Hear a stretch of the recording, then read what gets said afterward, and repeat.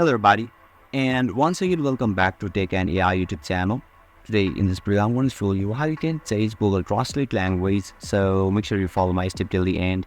First thing first, I imagine that you have already opened any of the internet browser and now you simply need to search for the Translate or Google Translate in Google. So once you do that, you'll be able to see a link at top on the screen, and you can also use this one as well. But if you are beginner, then let me choose this link, and now you'll be redirected to the official Google Translate page. Now, if you want to change your language, then simply select this one, or you can see there is a drop-down icon. So if you tap or click on this one, you can see there is a tons of language in here. But to show you a demo, let's say I know the English now, so let me choose this English. And now I want to translate my language to the Spanish, let's say. So let me enter hey there.